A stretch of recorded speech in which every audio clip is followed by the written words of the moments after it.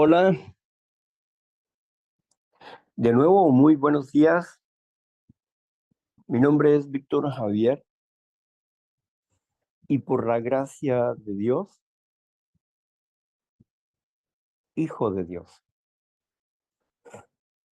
Y hoy vamos a hablar de Santiago en el capítulo 5.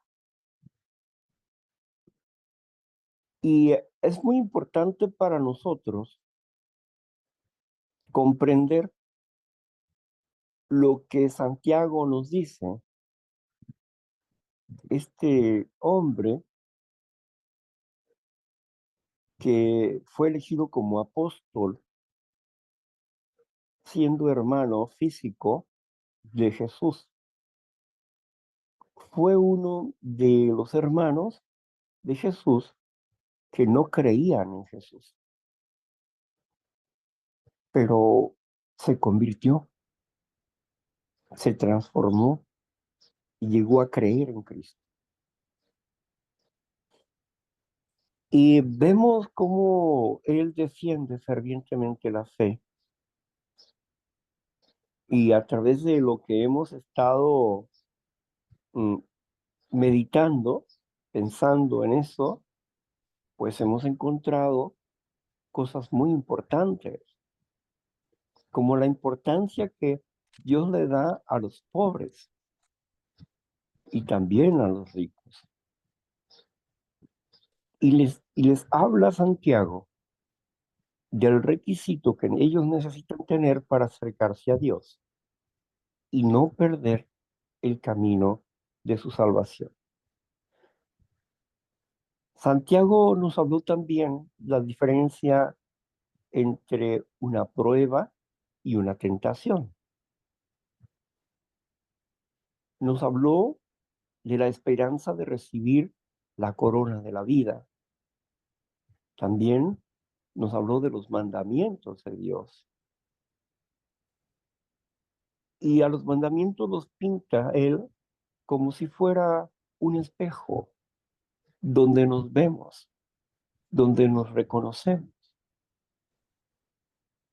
Pero también nos señala la importancia de no ser oidores olvidadizos. Nos habla de tener una fe activa, donde nuestra fe activa se convierta en un testimonio del amor que Dios tiene a través de nosotros para con la humanidad. Habló de lo importante que es Dios para los huérfanos y para las viudas de su congregación.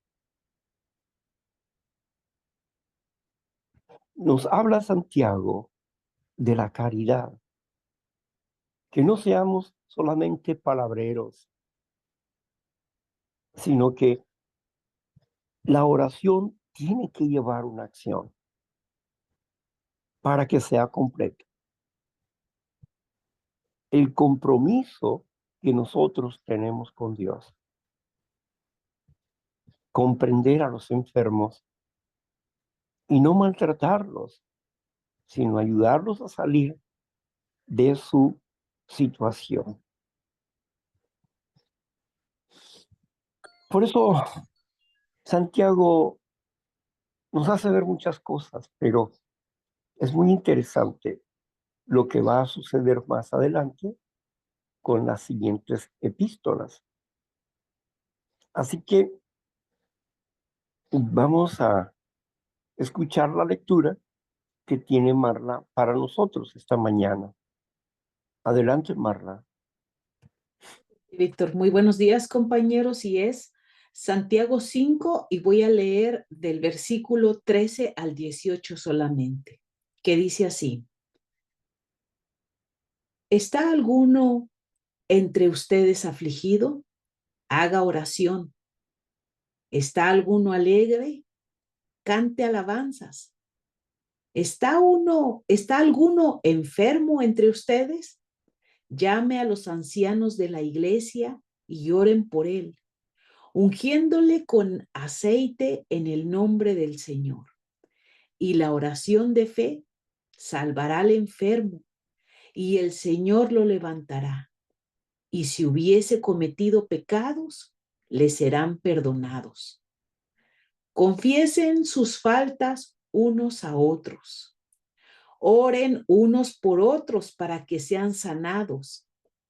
La oración eficaz del justo puede mucho. Elías era hombre sujeto a pasiones semejantes a las nuestras y oró fervientemente para que no lloviese. Y no llovió sobre la tierra por 3 años y 6 meses. Y oró otra vez, y el cielo dio lluvia, y la tierra produjo su fruto. Amén.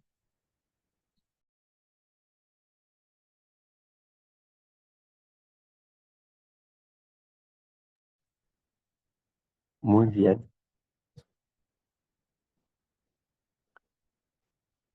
Santiago nos hace ver con una sencillez de palabra las actitudes que debemos tener ante nuestras emociones. ¿Está alguno afligido? Haga oración. Haga oración. Otra manera de hacerlo o de decirlo es platique con Dios, amístese con Dios, céntrese en Dios y aprenda a esperar en Dios. Él hará a su tiempo, ni antes ni después. Él hará a su tiempo. Él guarda en completa paz aquel cuyo pensamiento en él persevera. Fíjese que no está diciendo el Salmo, no está diciendo que nos va a guardar por los actos de justicia que nosotros hagamos, sino por la perseverancia de nuestros pensamientos en Dios. Perseverar en Dios, meditar en Dios, conversar con Dios, exaltar a Dios con nuestros hechos diarios es vital para nuestras vidas espirituales. No tenemos que ser santurrones, no, no tenemos que ser religiosos mencionando constantemente a Dios por todas partes, no, pero sí podemos ser considerados con las personas que no comprenden el plan de Dios. Sí podemos ser pacientes con las personas que quieren conocer el proyecto de Dios. Y pacientemente podemos hablarle de lo que está sucediendo, lo que está pasando. Porque el programa de Dios es consolador. En la semana tuvimos el testimonio de nuestra amiga Marla sobre cómo ella habló acerca de las tres resurrecciones y qué es la muerte. ¿Qué es la muerte y qué es lo que esperamos más allá de la muerte? Habló de los elegidos de Dios y habló los que por el momento no son elegidos, pero que van a tener una oportunidad en el reino de Dios o el paraíso.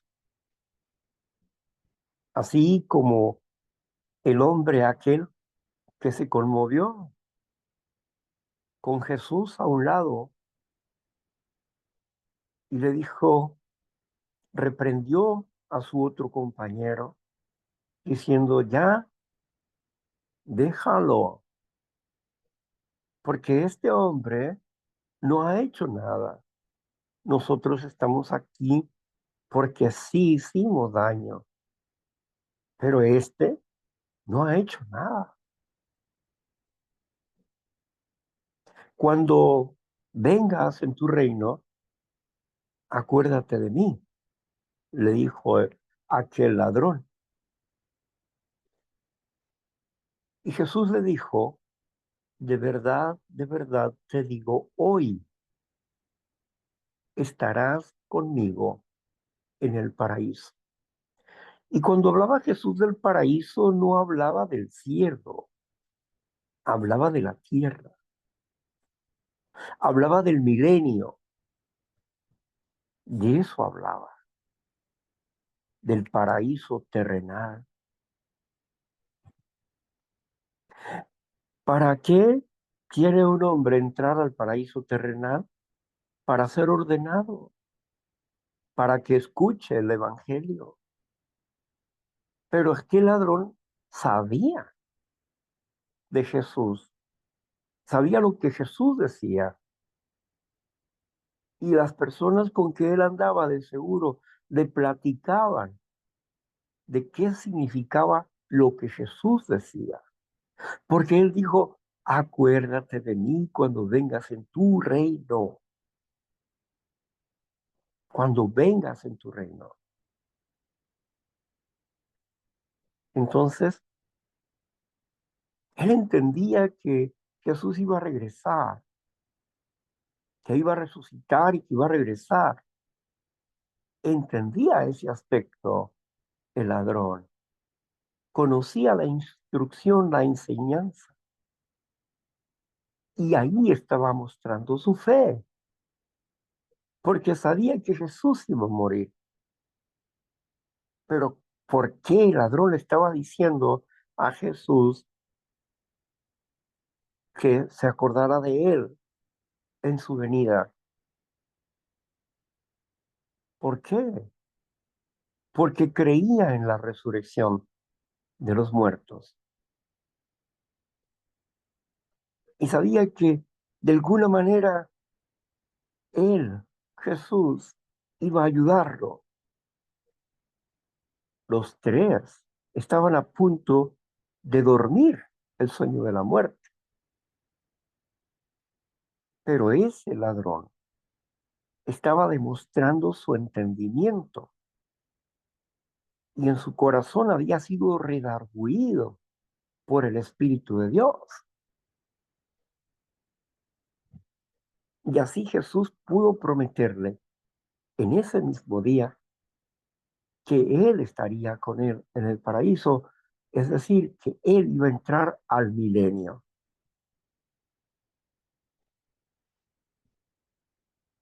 Cuando vamos comprendiendo las palabras, por ejemplo, infierno, las palabras infierno, ¿qué significa infierno? Significa hueco, vacío, tumba. Cuando Dante Alighieri escribe la Divina Comedia, donde habla del cielo y del infierno, fue un... Dante Alighieri no escribió una religión, no, él escribió una fantasía de Dante Alighieri, como le presentaban las cosas, así las escribió. Y describió que el infierno, ¿por qué se llama infierno? Porque si ustedes leen la Divina Comedia, donde habla del infierno, dice que eran unas cavernas, como si fuera esta tierra, pero cuevas por debajo de la tierra, unas cavernas. Y van caminando por las cavernas y luego van encontrándose a personas dentro del pensamiento imaginario de Dante Alighieri, a personas que unos estaban atados y sus lenguas estaban siendo comidas por gusanos, pero la lengua no, no se acababa. Los gusanos siempre estaban comiendo porque su lengua no se acababa. Y esto era un mentiroso, dice, ese es un mentiroso. Y por haber mentido tanto, se le están comiendo la lengua a los gusanos. Y así veían a los adúlteros, veían a los codiciosos, etcétera, todos castigados dentro de esas cavernas. ¿Qué significa infierno? Cavernas es lo que significa infierno. Cuando la escritura habla acerca de el fuego eterno, está hablando del gran juicio, del último gran día, el gran juicio, juicio final, donde las personas que definitivamente renegaron de Cristo y de su reino, serán destruidas para siempre y nadie las va a recordar y serán puestas en ese lago de fuego, al igual que el falso profeta y el propio diablo o enemigo de Dios estará ahí y van a ser destruidos, porque el diablo no tiene eternidad, va a ser destruido, junto con todo su sistema de política, serán destruidos. Bueno, como podemos ver, las buenas nuevas del reino de Dios son maravillosas porque son consoladoras, son consoladoras. Por eso no estamos angustiados por un infierno. Me dicen, tú vas a ir al infierno. Bueno, si me muero y me entierran, pues voy a ir al infierno, voy a ir al Hades. ¿Y por qué el Hades? Porque es una tumba, porque es el lugar de los muertos. Eso significa Hades, el panteón, el lugar de los muertos. Estando en el Hades, el rico despertó y vio a Lázaro allá, a lo lejos, y vio a Abraham. En esta alegoría, porque no es una realidad, es una alegoría que hace Jesús. Un día vamos a platicar de eso, que está en Lucas, capítulo 18, versículo 18. El rico, Lázaro y el rico. Pero aquí Santiago nos está hablando de que si estás en angustia, hagas oración. Si hay un enfermo entre ustedes, llamen a los ancianos de la iglesia.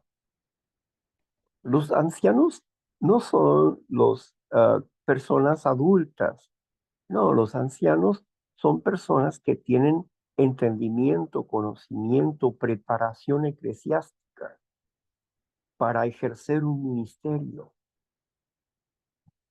Esos son los ancianos.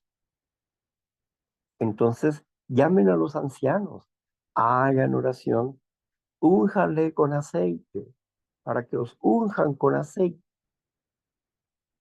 Y si la persona, en la oración de fe, la persona sana, y si tiene algún pecado, le será perdonado.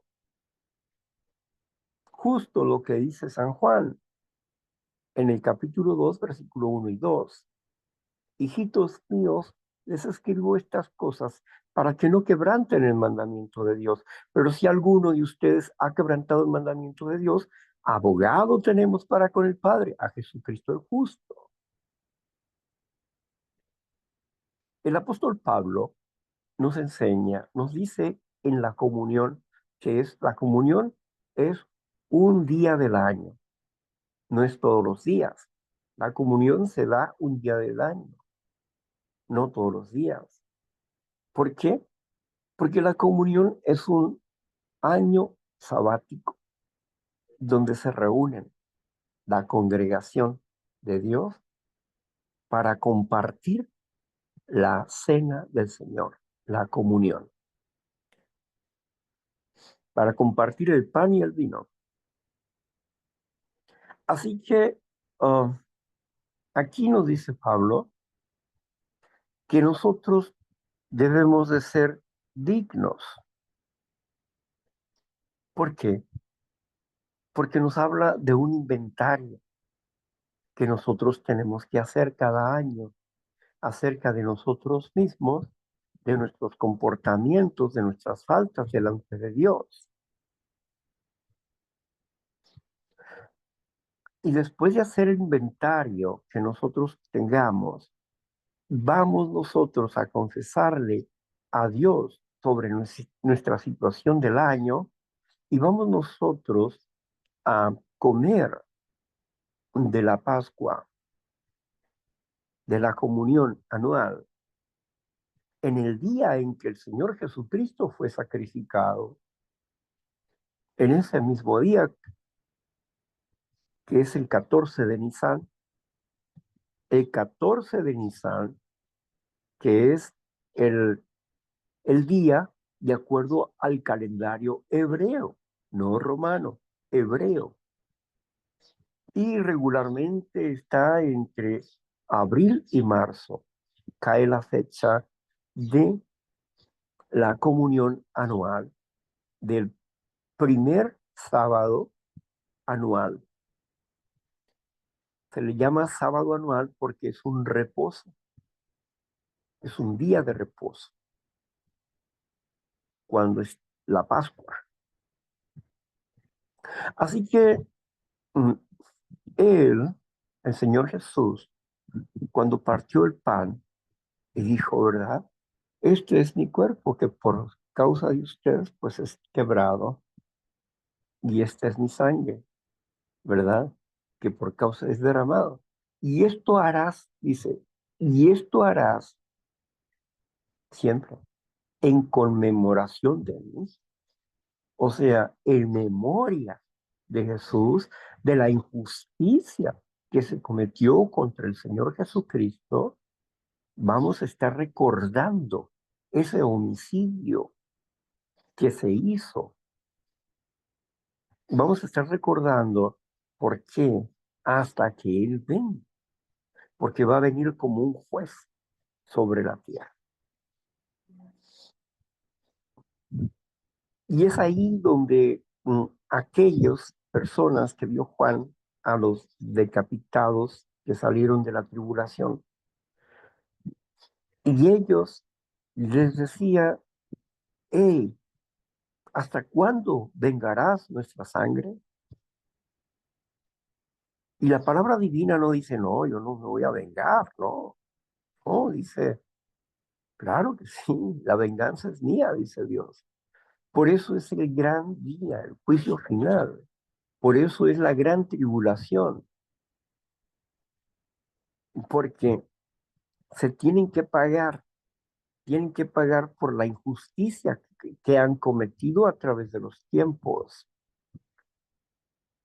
la humanidad. Entonces, por eso es la gran tribulación, porque es un juicio a las naciones. Es un juicio a las naciones. Ya se hizo el juicio hacia la iglesia. Ahora viene el juicio hacia las naciones. Cuando dice, pues, que lo unjan con aceite, el aceite, la unción, el aceite, representa al Espíritu Santo. Ungen con aceite. Entonces, mm, dice pues que la persona sanará. Pablo decía, muchos comen la Pascua indignamente. ¿Es que habrá alguno que sea digno de comer la Pascua? No, no hablaba de si hay dignos, sino la actitud que tenían las personas era inadecuada, porque el que come la Pascua indignamente se enfermará, y el que come la Pascua dignamente sanará. La cuestión está en la actitud que nosotros tenemos. Si hemos hecho nuestro inventario pascual y hemos hablado con Dios en referencia a eso, hemos confesado nuestros pecados, al comer la Pascua, el, el pan y el vino, que estos elementos son solamente símbolos, no es sangre ni es carne, son símbolos del sacrificio de Jesús y aclamando su venida. Entonces, comemos de ella y nosotros somos sanados. Si tenemos la actitud adecuada, explica el apóstol Pablo.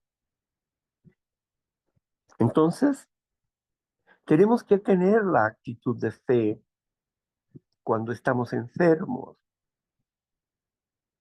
y algún ministro viene para orar por nosotros y ungirnos con aceite. Si nuestra postura interna es la correcta, la oración de fe tendrá un resultado benéfico para la vida. Y si hubiera algún pecado, que esa enfermedad fuese por causa de un pecado, le serán perdonados, explica Santiago. Qué importante es para nosotros comprender que necesitamos tener una actitud de fe, de confianza en Dios. Porque muchas veces decimos, hágase tu voluntad, no la mía.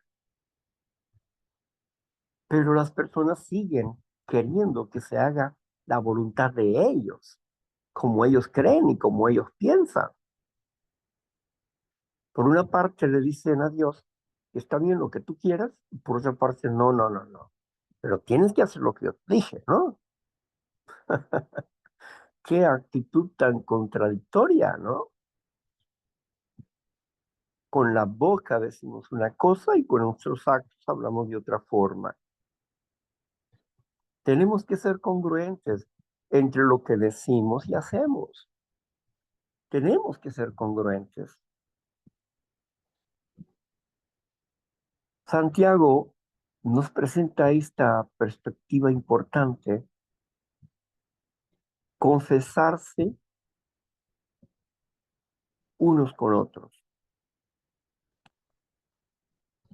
Si yo te lastimo y me doy cuenta que he dicho algo contrario o que te lastimé innecesariamente, tengo que decirte perdóname, perdóname por lastimarte o por ignorarte, perdóname por no darte la atención que tú mereces. Confesar nuestras faltas unos a otros es ponernos en paz con las personas. ¿Cuántas veces perdonarás a tu hermano? 70 veces 7. Si al ir tú a ofrendar y estando en el altar, te acuerdas que hay una deuda con tu hermano, deja tu ofrenda en el altar, ve y ponte de acuerdo con tu hermano. Qué lección tan interesante, ¿no? Ponte de acuerdo con tu hermano, porque perdonando es que seremos perdonados. Porque reconociendo nuestras faltas y somos misericordiosos, se, se tendrá misericordia con nosotros. Así, naturalmente, hablamos de nuestros choques de personalidad, de nuestros choques con los defectos de carácter, de nuestra falta de dominio personal, el ser prudente con alguien. A veces tenemos que escuchar a una persona y la persona puede estar con nosotros una hora, hora y media, hablando sus problemas, sus situaciones. Y ahí estamos, una hora y media de atención, una hora y media de vida. Y se cumple lo que dice el Señor Jesús. El amigo da la vida por su amigo. Cuando invertimos tiempo en una persona, estamos invirtiendo nuestra vida en una persona. No estamos invirtiendo solamente palabras o conocimientos o entendimientos, no, estamos invirtiendo la vida y queremos darle una respuesta que necesita para vivir adecuadamente, de acuerdo a la voluntad de Dios y a nuestra experiencia, a nuestra relación cotidiana con Dios. ¿Cuánto cuesta una hora de vida? ¿Cuánto cuesta una hora de vida? Hora y media de vida, o 2 horas o 3 horas de vida. ¿Cuánto cuesta? Amamos, amamos al amigo y somos capaces de dar nuestra vida por nuestro amigo. Cuando tú sabes que alguien está enfermo, que es tu amigo o tu pariente, y haces planes para ir a verle, y dejas tus negocios, tus situaciones, todas tus cosas para ir a verle a esa persona, aunque solamente hables 20 minutos o lo escuches en 20 minutos, invertiste tiempo, dinero y esfuerzo para estar con esa persona, le estás donando tu vida.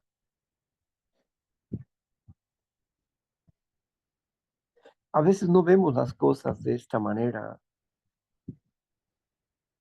Cuando no entendemos esto, pues creemos que es una pérdida de tiempo, pero jamás es una pérdida de tiempo, es una inversión del tiempo. Nos desgastamos en las cosas de Dios, nos desgastamos en las situaciones de nuestros amigos, de nuestros hermanos, nos desgastamos en eso. Y naturalmente que Dios dice, todo lo que tú hagas por otras personas, yo te lo voy a pagar. Y la verdad es que a mí Dios no me ha mentido, me ha cumplido. Un día le dije a Dios, Señor, tengo que ir al hospital, a la cárcel y allá, pero no tengo tenis, Padre. No tengo zapatos ya.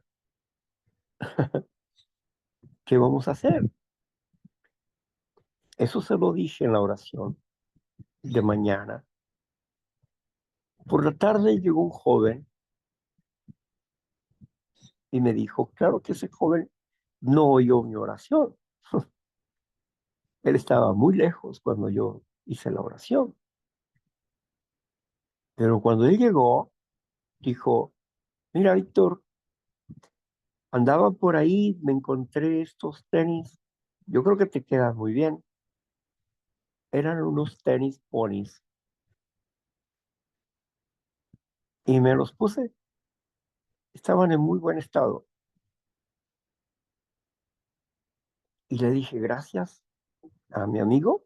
Le dije a ese joven, le dije, muchas gracias. Dios escuchó mi oración y Él fue el proveedor de mi oración. En otra ocasión, orando como a las 5 de la mañana, le dije a Dios que tenía que ir hasta lejos, lejos, lejos. pero no tenía dinero para el camión ni para comer ese día. Y le dije a Dios, le expliqué a Dios. Cuando terminé de orar, sonó el teléfono. Estaba yo viviendo en la casa pastoral y estaba yo solo ahí en la casa pastoral. Y sonó el teléfono de la casa ahí. Todavía no estaban los celulares. Y descolgué el teléfono. Yo oí la voz de un hombre. Dijo, hermano, ¿en dónde está? No, pues aquí estoy en la casa pastoral.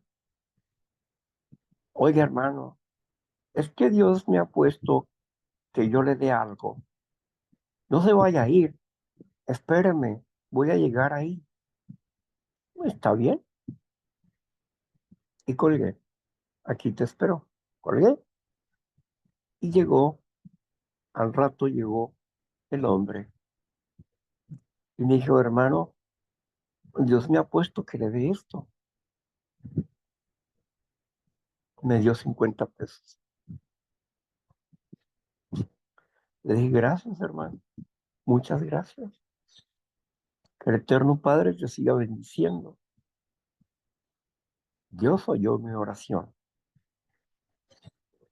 Y cosas como esas, yo te pudiera contar muchísimas cosas en las que Dios ha respondido a mis oraciones por estar trabajando con Él.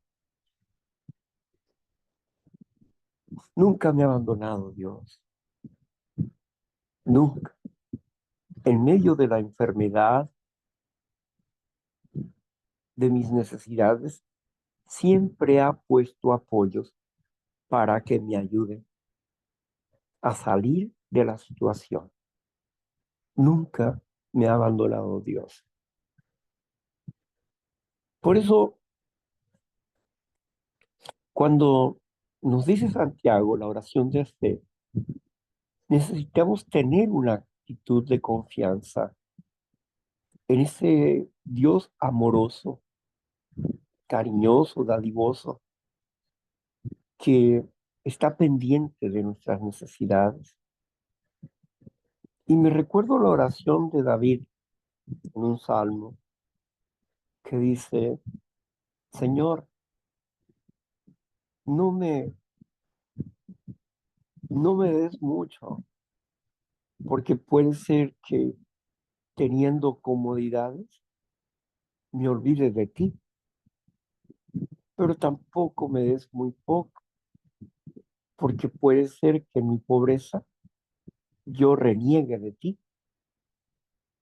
Dame lo necesario cada día. Hermosa oración, sencilla pero clara. No quiero de más, ni quiero de menos. Lo necesario para subsistir cada día. La oración de David, estando en el templo, oraba y decía, Señor, tuve envidia, envidia de los malos, de cómo ellos tienen hijos regordetes y que brincan como los becerros.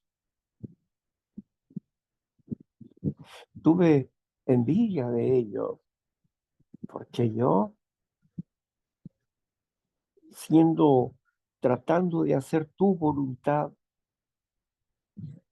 no tengo esas cosas, pero al estar aquí en tu casa, me he dado cuenta el final de ellos. Qué interesante lo que dice la oración de David aquí, porque él dice que él tuvo una revelación sobre dónde terminan esas personas. Así que el pueblo de Dios es pobre, pero no mendigo. El pueblo de Dios es perseguido. Como dice Pablo, pasamos hambres, tenemos persecuciones, todavía pasamos hambre, tenemos persecuciones, y hace un recuento de las cosas que el Hijo de Dios vive. Pero hemos nacido para ser gobernantes, pero nadie que no ha sido gobernado puede entender cómo se puede gobernar de manera misericordiosa, amorosa. Por eso cuando me aconsejaron, cuando me dijeron, ¿verdad? No trates a los demás como te han tratado a ti. Si fue un maltrato el que te hicieron tus padrinos, tus compañeros de grupo, etcétera, tú no lo hagas. Trata a las personas como te hubiera gustado que te hubieran tratado a ti. Pues sí. Bueno, pues yo entiendo que yo no quiero experimentar con la gente. No, yo quiero darles lo mejor, lo mejor. No quiero am, hacerlos perder el tiempo, sino quiero darle lo mejor de mi experiencia para que ellos también disfruten de la paz que disfruto, del descanso que disfruto en Dios, en medio de la tormenta, como dice la alabanza, paz en medio de la tormenta. Una paz que sobrepasa la comprensión humana. ¡Qué maravilla! Aprender a esperar en Dios. Bueno, Santiago nos habló sobre el problema de la lengua, ¿verdad? Pero también nos habló de la paciencia que tenemos que tener. Y Pablo acentuaba sobre la batalla de la paciencia. Entonces, amémonos de corazón y no de lengua solamente. Amémonos de corazón. Tengamos un amor fraterno, no fingido, sino real. Seamos genuinos al amar. Seamos genuinos. Y al ser genuinos no significa que, que yo siento una cosa y digo otra cosa. No, significa que yo voy a decir lo que yo quiero decir porque así lo quiero ver. No es por lo que yo siento, es por la razón espiritual que está en mi mente. No es lo que yo siento. Cuando estamos aprendiendo a amar, puede ser que no sintamos el amor de momento, pero cuando aprendamos a amar, entonces ya no nos sentiremos hipócritas o falsos, que no somos nosotros, sino que seremos seres genuinos, que amamos sin fingimientos, amamos sin fingir. Esa es la situación. Bueno, pues yo agradezco la lectura de Marla y hemos terminado con la carta de Santiago en este capítulo 5. Pero, sin embargo, vamos a continuar el próximo sábado con, con otra epístola, Primera de Pedro. Vamos a hablar de Primera de Pedro, porque Pedro tiene muchas cosas buenas que decirnos en la carta del apóstol Pedro, Primera de Pedro. Bueno, pues vamos a cerrar por aquí el micrófono para que ustedes nos compartan sus puntos de vista, su experiencia